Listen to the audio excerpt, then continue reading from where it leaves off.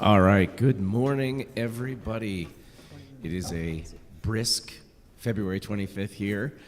We are joined on stage today by Carolyn Keeble on drums, Kay Sato on piano, myself, John Moody on bass, and we have the multifaceted Paul Marquis that will be leading us in song and also is going to be doing some very nice special music.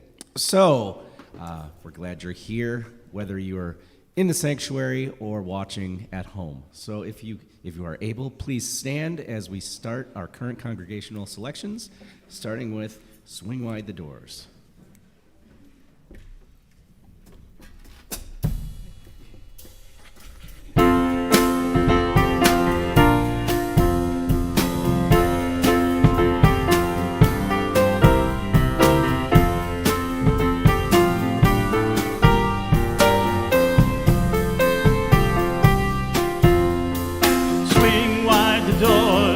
Time is right. Swing wide the doors to let in the light. Bring in the dawn for humankind. Swing wide the doors of this heart of mine.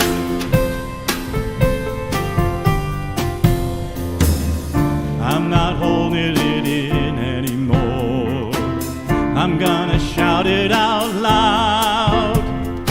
I didn't intend what I'm here for, and what this life is about. It's about love, it's about laughter, it's about comfort and smiles. It's about love, it's about kindness, it's about hearts open wide. It's about love, it's about passion, it's about taking a chance. It's about love, it's about service, it's about lending a hand. About lending a hand. Swing by the doors, the time is right. Swing wide the doors to let in the light.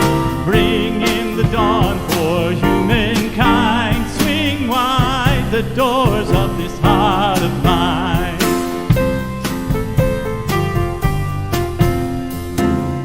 There's a voice that I've heard for years. I learned to keep it inside. Well, now it's coming in loud and clear.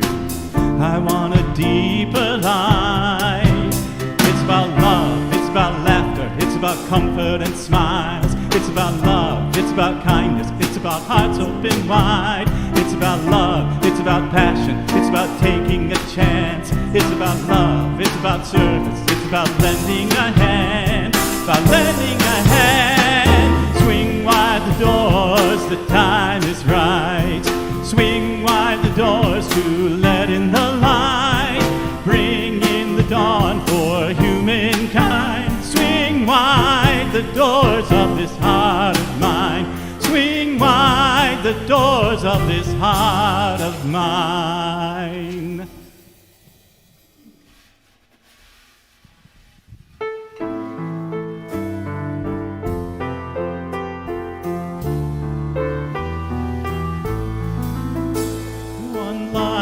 One love, one peace in a lifetime, one life at a time. One truth, one world, one peace in a lifetime, one life at a time. One life, one love, one life at a time.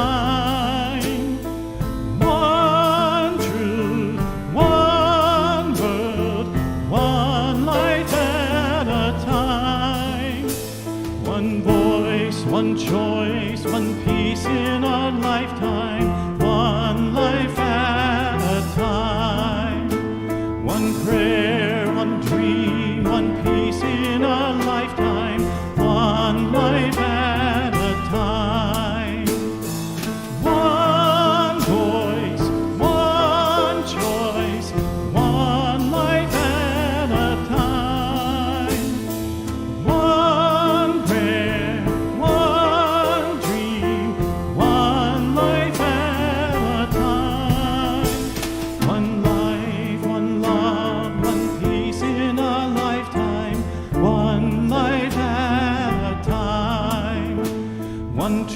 truth, one world, one peace in a lifetime, one life at a time, one life at a time.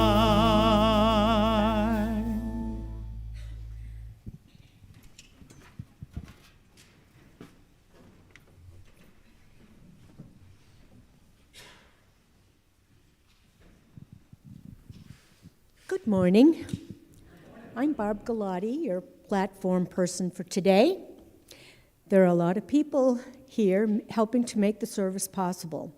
Script, hospitality, bookstore upstairs, where you can buy some script and have a cup of coffee after service.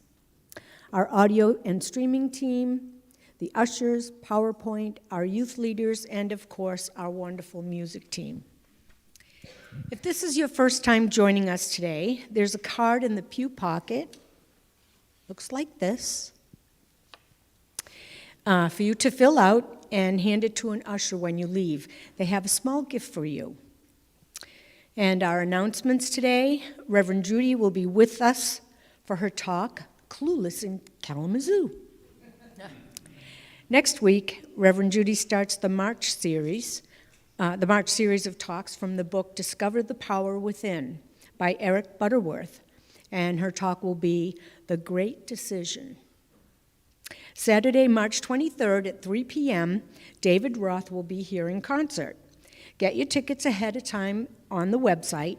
The premium ticket is $25, and that includes lunch with David ahead of time. And tickets just for the concert would be $20. And if you haven't found out by now, join our DEI team in reading The Warmth of Other Suns this month. There will be a group discussion on Sunday, March 24th, and all are welcome. It's a fabulous book. It's about 600 pages, but it's well worth the read, and it's an easy read. Easy in that you can follow it easy. The content is not easy. Speaking of book studies, we have opportunities for you to join a study group for Eric Butterworth's Discover the Power Within. In-person groups will be on Wednesdays at 1:30, starting March 6th. There is a Zoom offering for Thursday evenings if enough people sign up. Check the Welcome Center to sign up or even host a group. And coming in March, there will be construction happening on Whites Road, and you'll probably be able to travel eastbound from Oakland to Westnedge. So allow yourself extra time starting next week.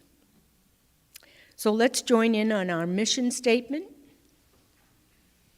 As an all-inclusive community, we awaken to spirit, to our soul, and build a better world. And our vision statement. Celebrate a world of ever-awakening consciousness, abundance, peace, and love for all. And our core values: love, authenticity, stewardship, oneness, and playfulness. And let's join in our land and labor acknowledgement. Our spiritual community acknowledges Black, Indigenous, and people of color whose lands and labor were forcibly taken. We pledge to promote understanding, equity, justice, and inclusivity. Now it's time to acknowledge our youth out there in our community. As you go your way, know that you are loved, special, and important to us.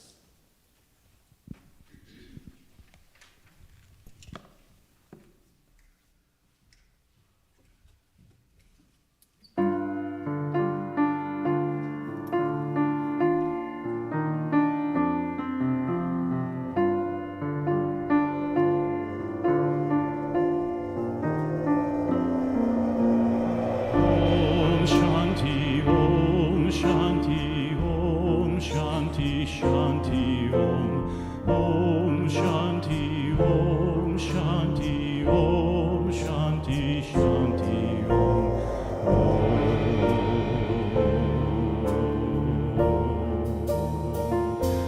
Shanti Om.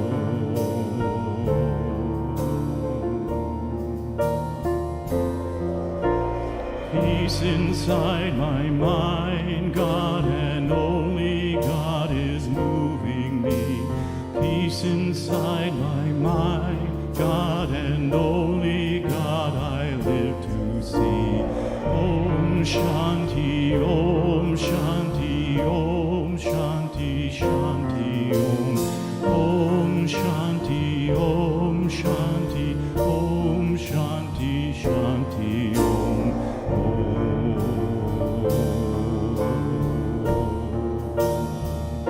Om Shanti Om.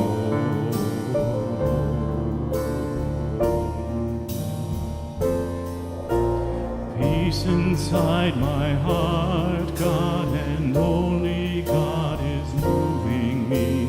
Peace inside my heart, God and only God I live to see. Om Shanti, Om Shanti, Om Shanti, Shanti Om.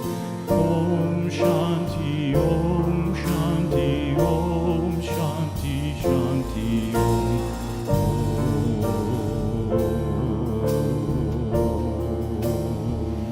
Om Shanti Om.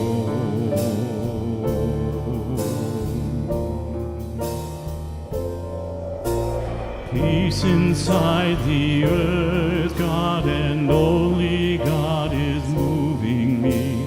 Peace inside the earth, God and only God I live to see.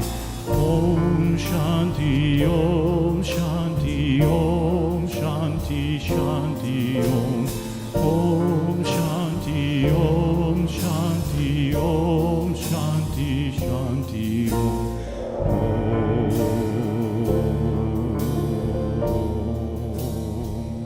Om Shanti Om.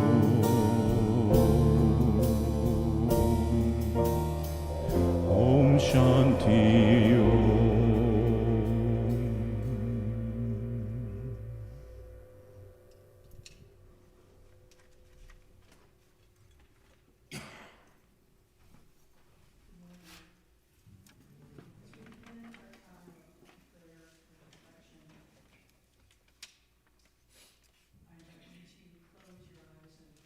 Listen to a reading of today's daily word.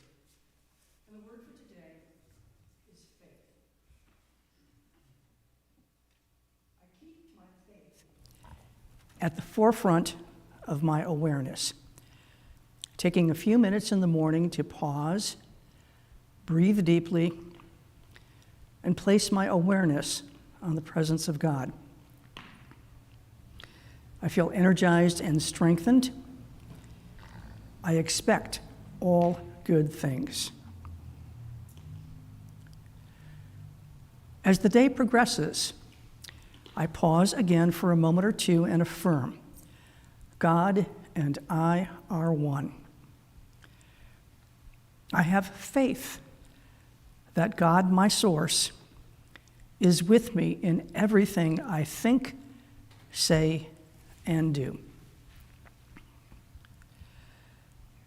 That night, I look back on the events of the day, and I savor the moments in which God's presence felt especially strong. I have faith that awakening from a restful night's sleep, hearing a kind remark, everything that I enjoy in nature, or spending quality time with a loved one, are the ways to feel the presence of God within and around me. And from 1 Chronicles, chapter 23, verse 30, and they shall stand every morning, thanking and praising the Lord, and likewise at every evening. Our affirmation for today is, I carry my faith in God with me throughout the day. I'll say that once more and then invite you to join me. I carry my faith in God with me throughout the day. Together, I carry my faith in God with me throughout the day. And now I invite you to, again, just breathe and relax and be centered in this moment. Be centered in your faith. And most importantly, be centered and aware of the presence of God. The presence of God within you, the presence of God surrounding you.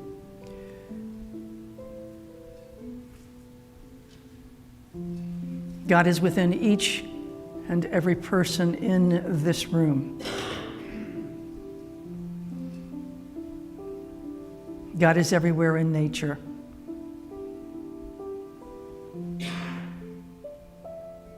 God is in our hearts and in our minds. And God is moving in us, through us, and as us.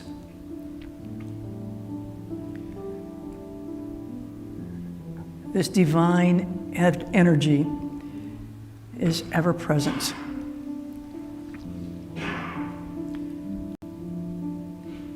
And all that we need to do is to simply pause. Quickly, briefly empty our minds of all thoughts and just enter into that awareness.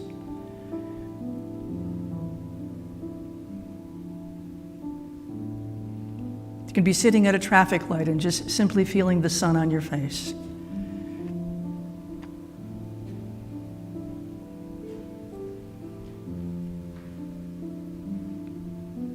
You can smile and make eye contact and have a connection with someone in the store or someone in the bank or the restaurant.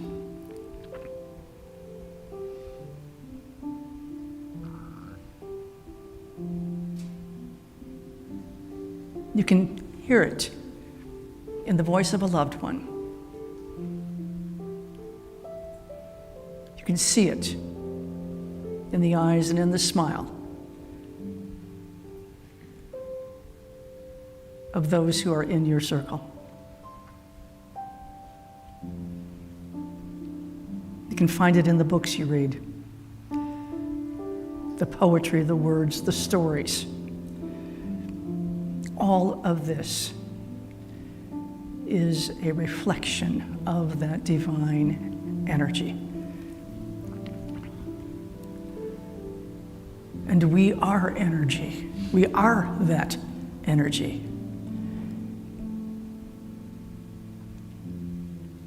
And energetically, we are one with everything in the universe.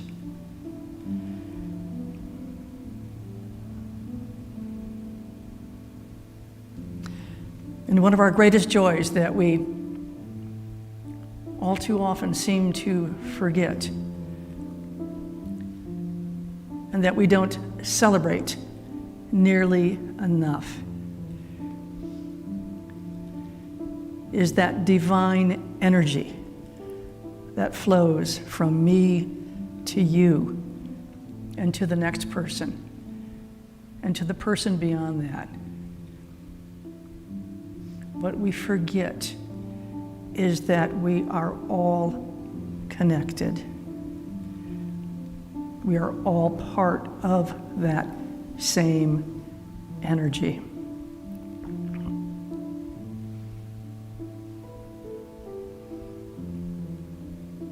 And because of that, we belong together. And we belong to each other. And we need to care for each other,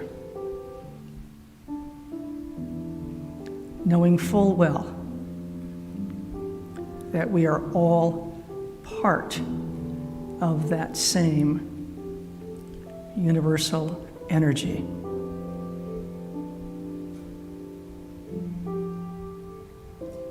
And once we've grasped that awareness,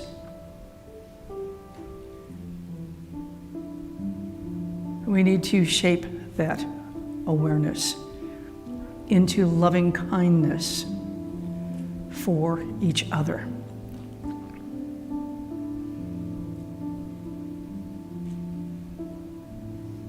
And as we do that, we bring more good into the world and we bring more God into the world. And so I invite you now to take just a few moments in the silence to feel that awareness of God's presence, to know that universal energy that connects all of us together, and to embrace that and think about what it means to celebrate that.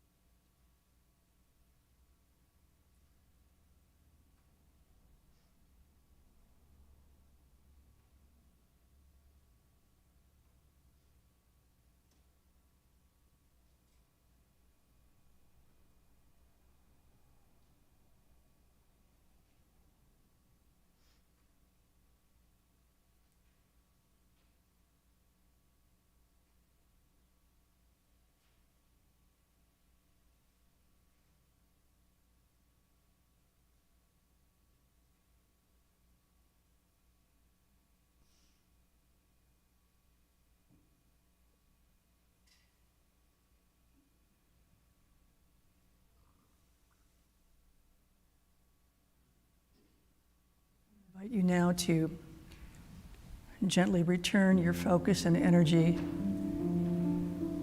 to this space, bringing with you that awareness of God's presence, not only within yourself, but filling up this entire space, spilling over beyond these walls. Live from that awareness. Celebrate that connection and embrace what it means to be part of that universal divine energy. This we pray in the name and through the power of the living, loving Christ consciousness.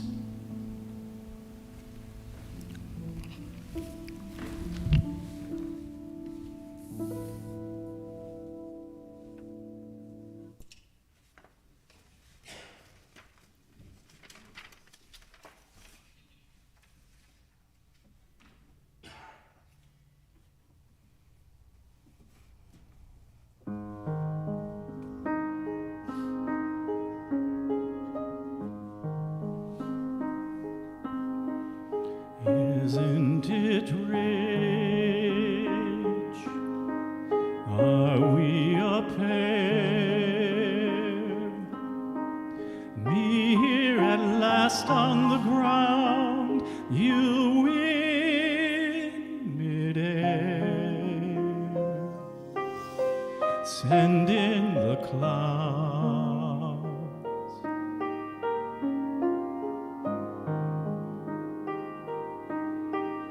Isn't it bliss?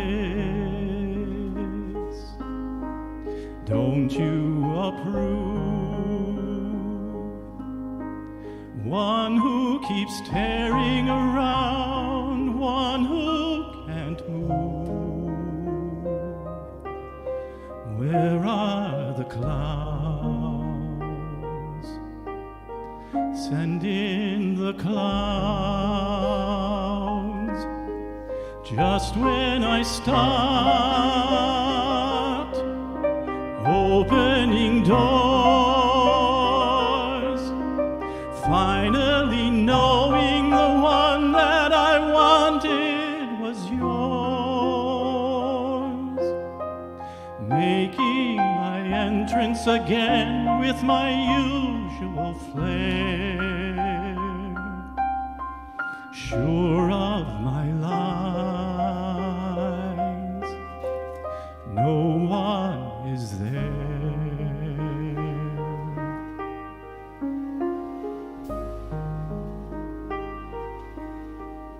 Don't you love farce?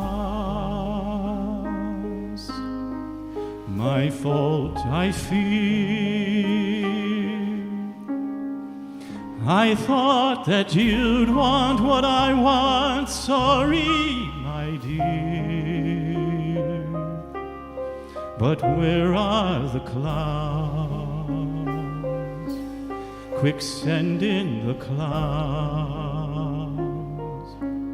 Don't bother, they're here.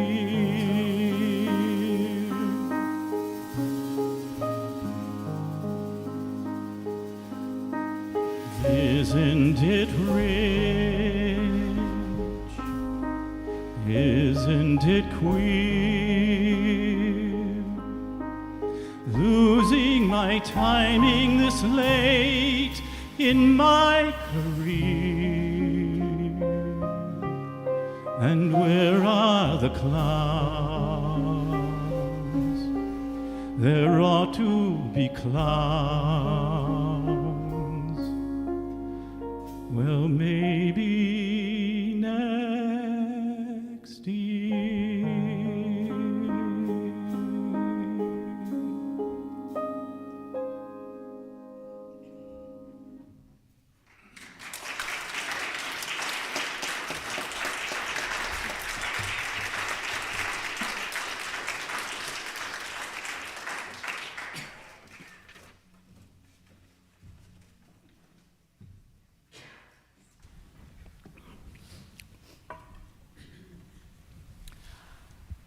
A little bit of magnificence on a February morning. Thank you, Paul. Could we please give him another round of applause?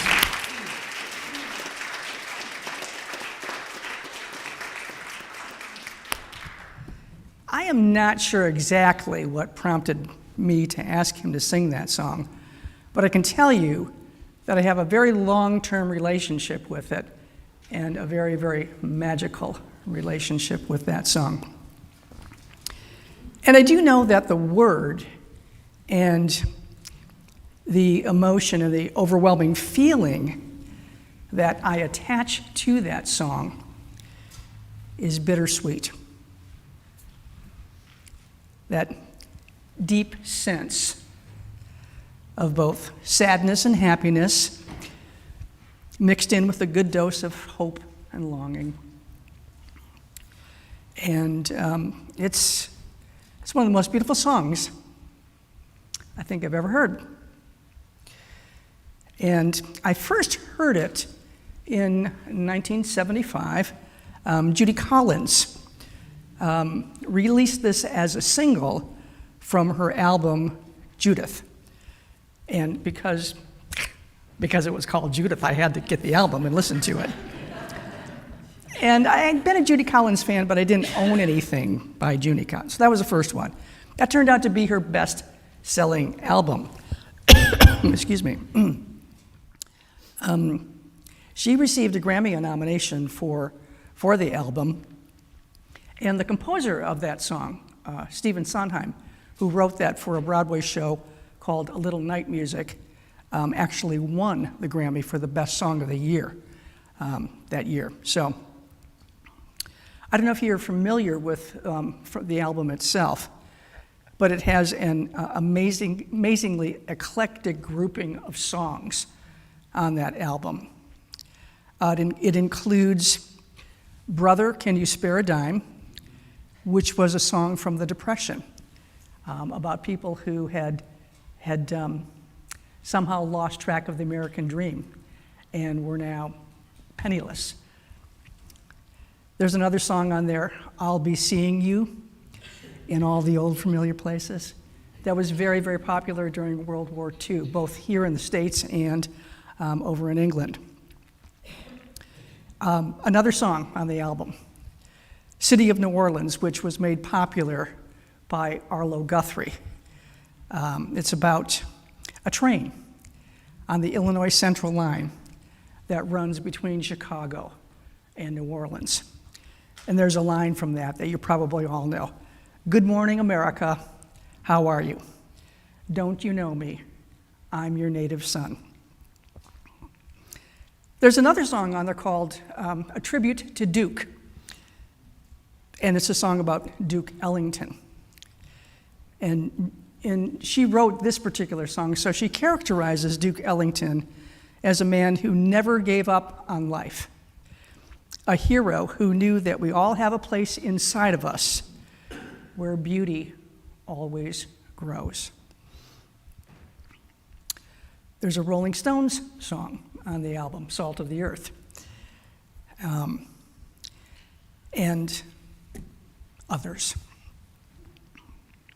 So it was the summer of '76. I was a student at Oakland University, which is in Rochester, Michigan, just outside of the Detroit area. And on our campus at Oakland University, we had an outdoor music theater, music festival place called Meadowbrook. And it was a summer home of the Detroit Symphony. And as a student, I was eligible to buy a grass pass,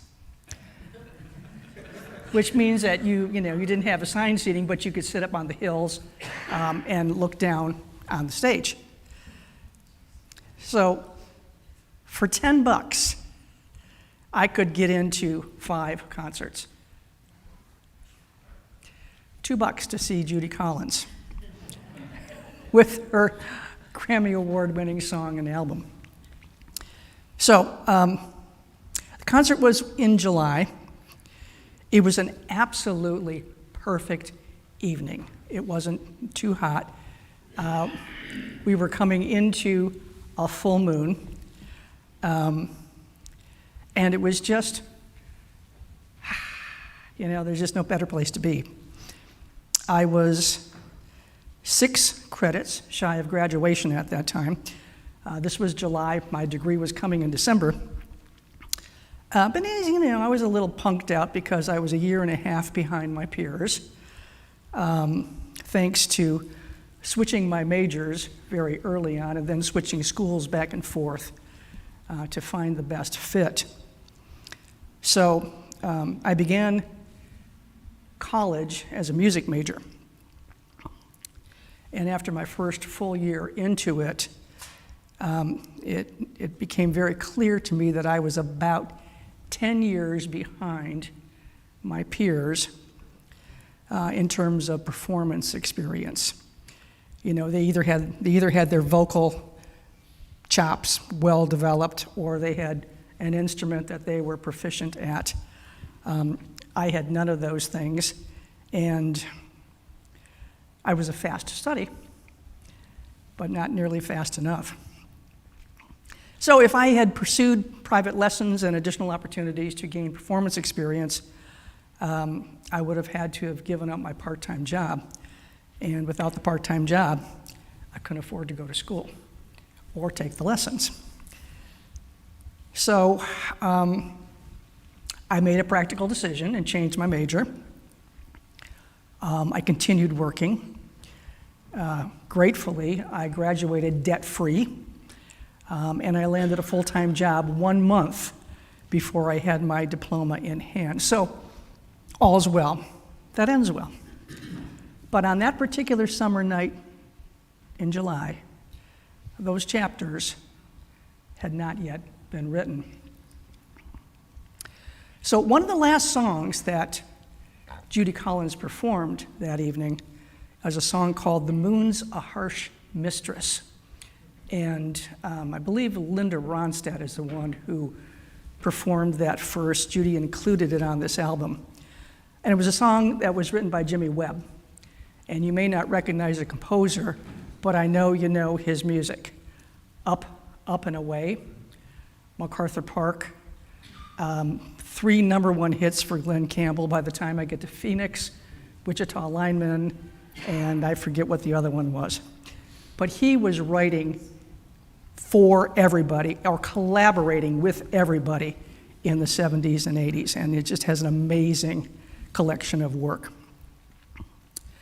So this particular song that he wrote, "The Moon's a Harsh Mistress," it includes this line. It says, "I tripped and missed my star. I fell and fell alone." So, that night, I was feeling pretty bummed out about my decision to switch my major. Feeling pretty bittersweet about that. Wanting to be on the stage. And actually what I had wanted to do was be a conductor and arranger. So I kind of got that, a little bit. I mean, I found the essence of that in my current career and others. But it was, for a pretty young person, it was a pretty bittersweet moment. And I'll always remember that. So, she closed the concert with "Send in the Clowns." And there we were. The full moon had come up behind us. It was shining on everyone sitting there, plus on the stage. Last note of the song, the stage goes completely dark. And all you saw was people sitting in the moonlight. You could have heard a pin drop. It was one of the most magical moments I have ever experienced in my entire life. And I'll never forget it. So what does that have to do with my talk title today? Clueless in Kalamazoo. Because that was a pretty dialed-in moment, you got to admit, right? Well, let me see if I can connect the dots for y'all.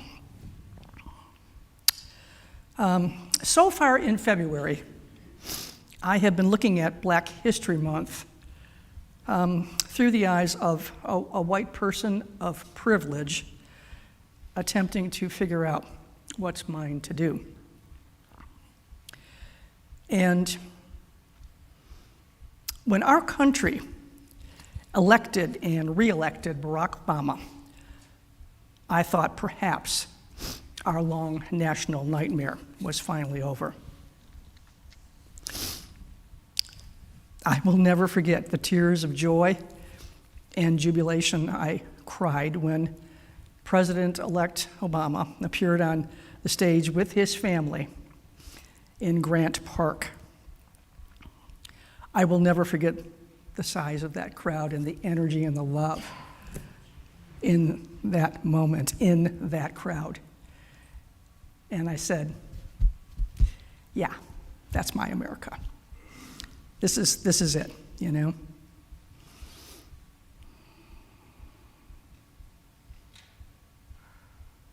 We were all filled with joy. I was at that time. And then, I'll never forget the fear and the knot in my stomach that I felt and I still feel when I see the hatred on the faces and in the eyes of the men who marched with torches in Charlottesville.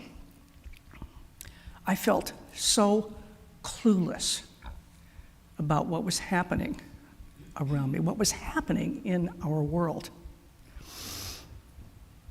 And as I am reading The Warmth of Other Suns, I am filled with emotions, that bittersweet mixture of happiness and gratitude for the progress that has been made, because after all, we did elect and re-elect a Black president.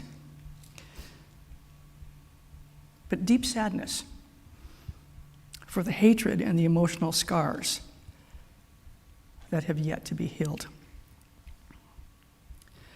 I now realize that for most of my life, I have been relatively clueless about the stories behind the pages and the chapters that were missing from my history book. And I'm finally beginning to understand the breadth and the depth of what I don't know. but I am no longer ashamed of that. And while I'm no longer ashamed of it, honestly, I'm very often discouraged. Bittersweet. And I have been feeling that way a lot these days.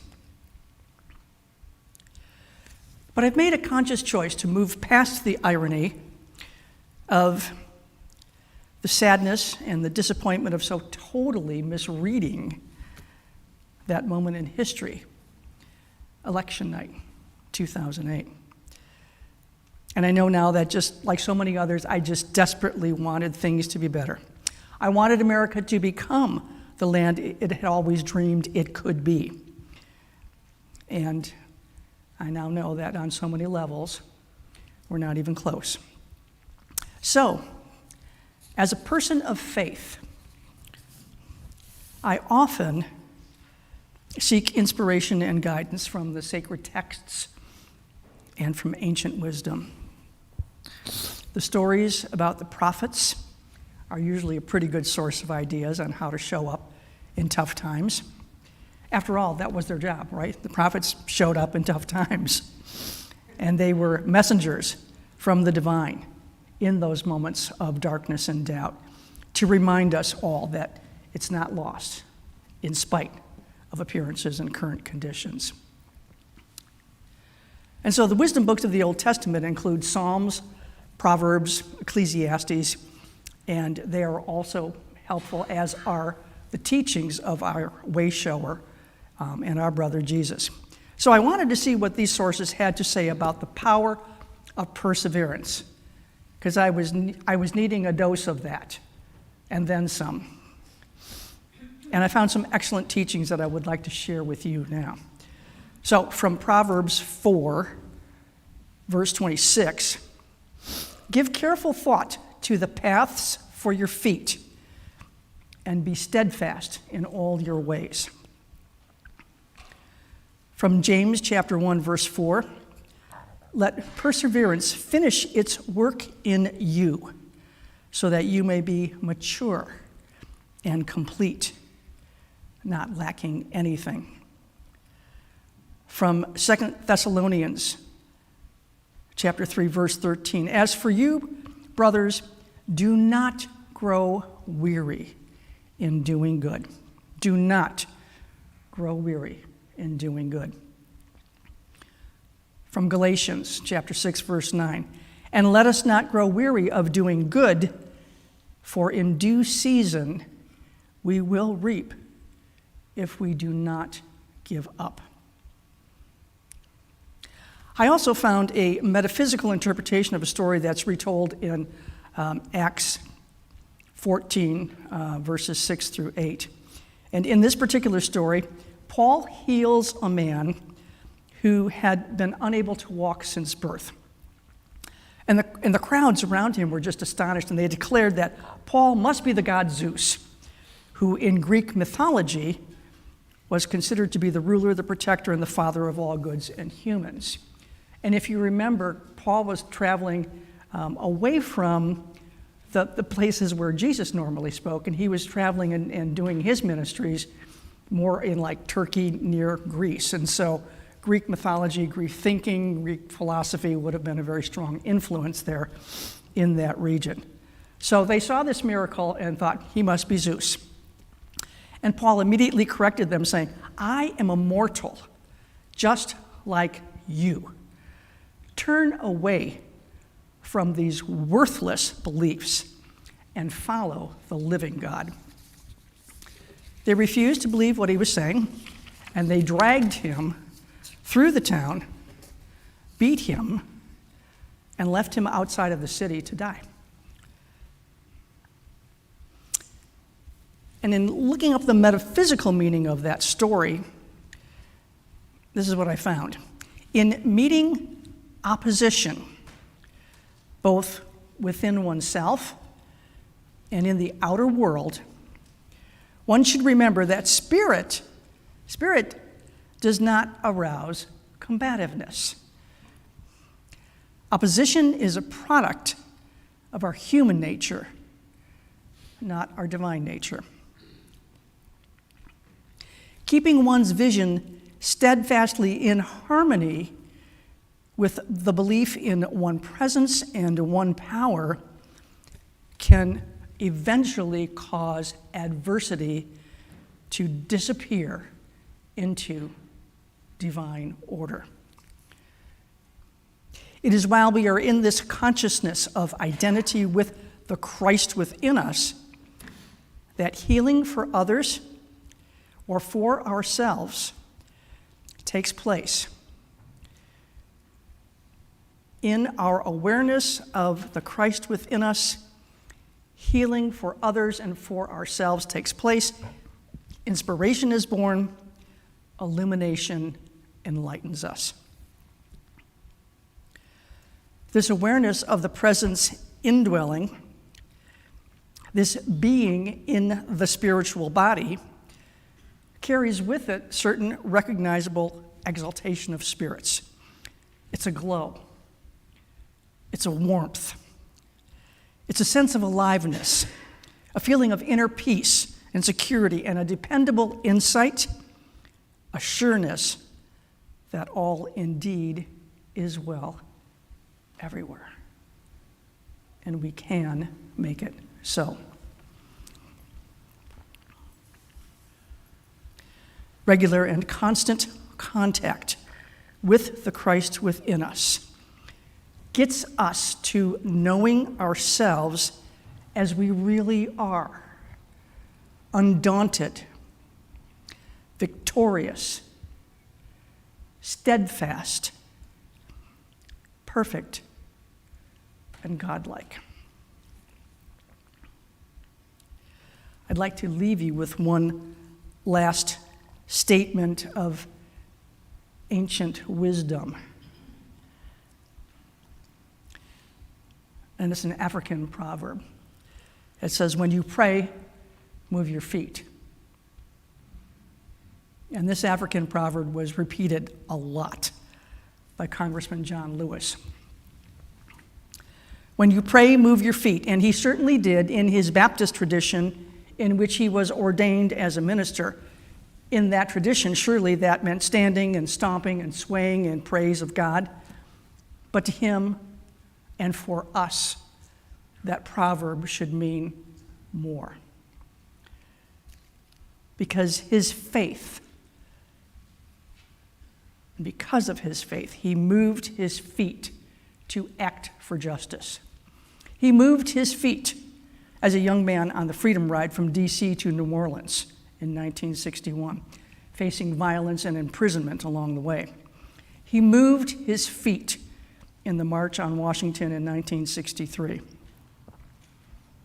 He moved his feet across that bridge in Selma in 1965, facing police with clubs and angry dogs. And for over 3 decades, he moved his feet as he walked about the Capitol wrangling votes and serving the country.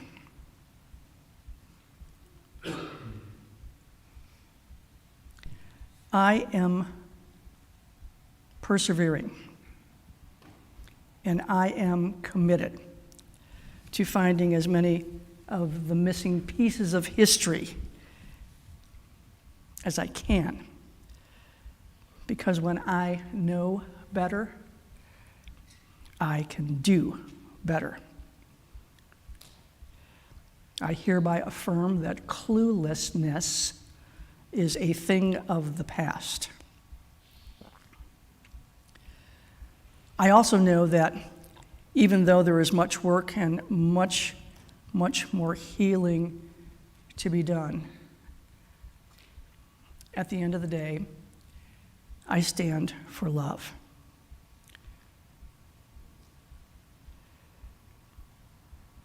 So I invite you to keep your eyes on Jesus and our other earthly heroes like John Lewis, who both began and finished the race that we are in. Let's study and learn from them how they did it because they never lost sight of where they were headed. Stand for love. Stand for peace. Stand for each other. And leave cluelessness behind. God bless you.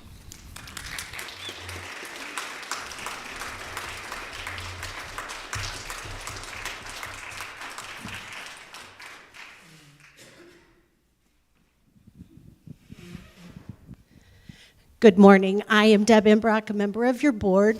If you would please join me in our board affirmation. We are open and receptive to infinite abundance. And now, as the ushers come forward, if you would join me in the offertory blessing. Divine love through me blesses and multiplies all that I am, all that I have, all that I give, and all that I receive. This next song is by David Roth, who will be here coming up on the 23rd. It fittingly is I Stand for Love.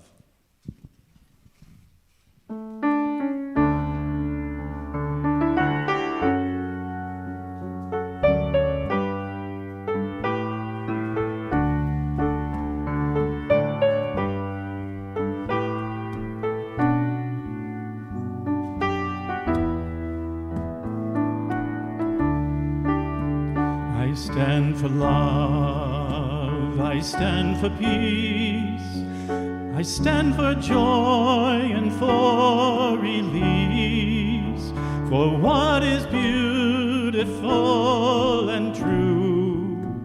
I stand for hope, I stand for you, I stand for love, I stand for peace, I stand for joy and for release, for what is beautiful and true. I stand for hope, I stand for you. You know our world is in great pain. She needs our loving care again. But there are those who fail to see what we have done and what we need. There is a cost for every act, and now there is no turning back. We burn a bridge, we bang a drum.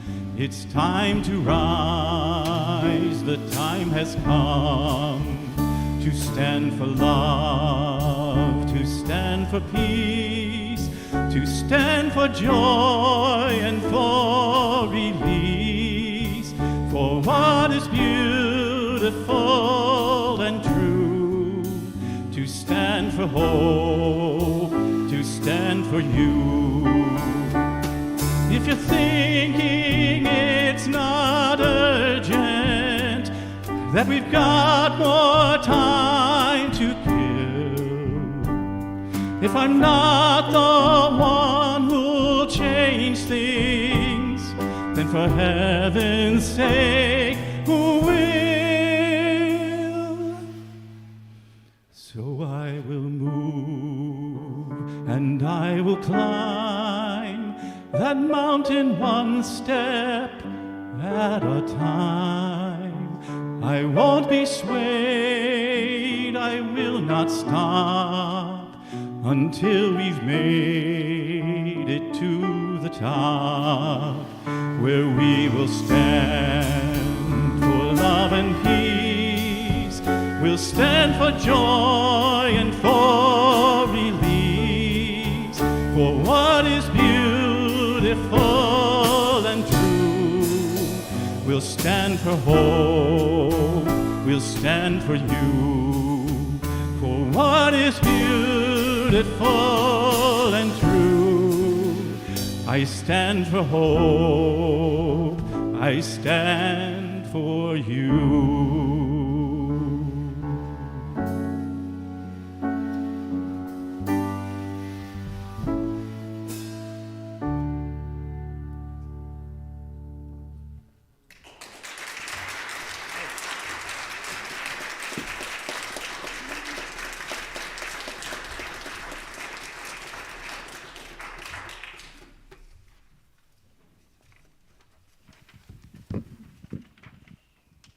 Thank you, Paul.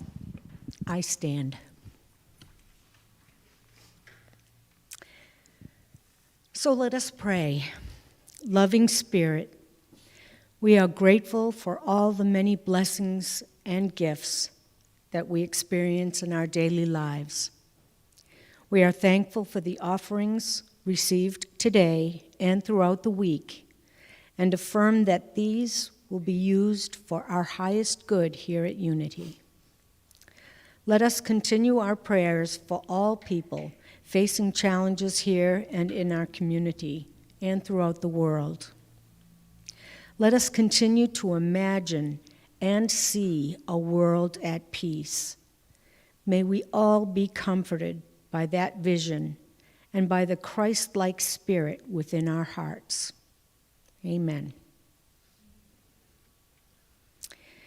And as we bring our service to a close, I invite you to please stand and join me in our prayer for protection.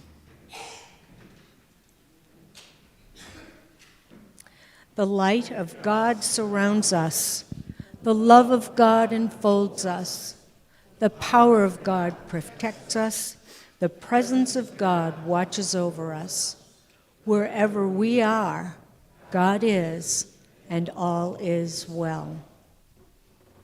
And now as we close with the peace song, if you are comfortable, you may hold hands with your neighbor, or just place your hand on your heart and connect within. Let